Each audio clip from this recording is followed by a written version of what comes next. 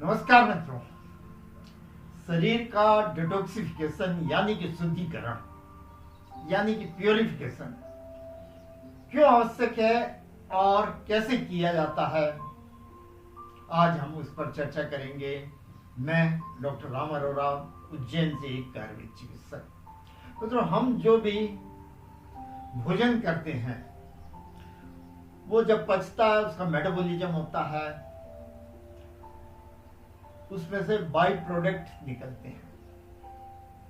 और ठीक इसी तरह शरीर में टियर वियर यानी कि निर्माण प्रक्रिया और नष्ट होने की प्रक्रिया सेल्स की बनती रहती है, जिसमें कि बाई प्रोडक्ट बनते हैं।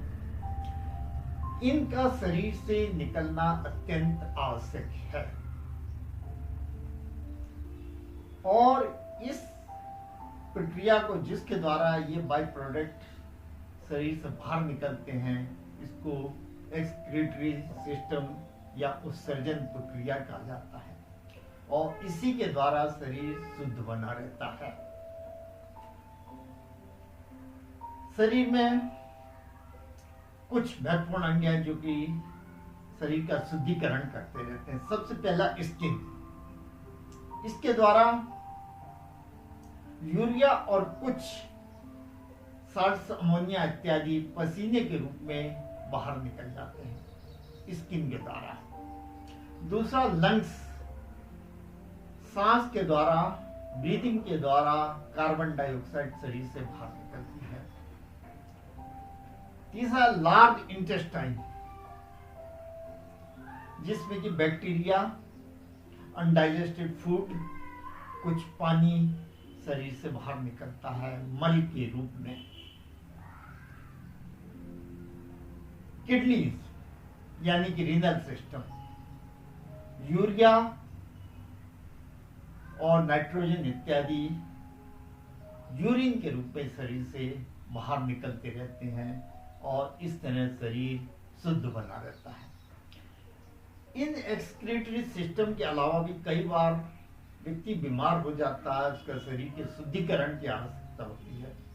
वो आयुर्वेद के पंचकर्म द्वारा की जाती है। डिटॉक्सिफिकेशन यानी कि पंचकर्म प्रक्रिया, जो कि 5 प्रक्रियाएं हैं, इसलिए इसे पंचकर्म कहा जाता है।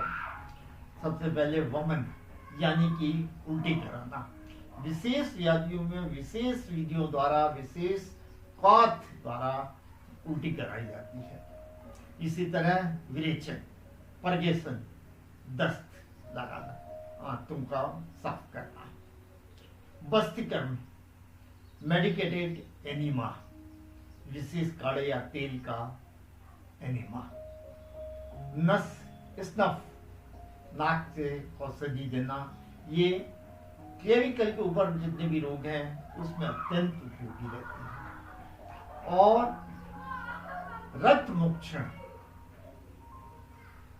कई विधियों से, कपिंग द्वारा, जलों का द्वारा आदि किया जाता है। और ये तो शरीर की शुद्धिकरण हुआ। अब मानसिक शुद्धिकरण के लिए आयुर्वेद में योग प्राणायाम का अत्यंत महत्व बताया गया है। इस प्रकार मित्रों, शारीरिक शुद्धि या मानसिक शुद्धि के लिए आयुर्वेद एक अमृत है। कृपया इसे पहले आजमाएं और फिर विश्वास करें। हमारी हार्दिक शुभकामनाएं।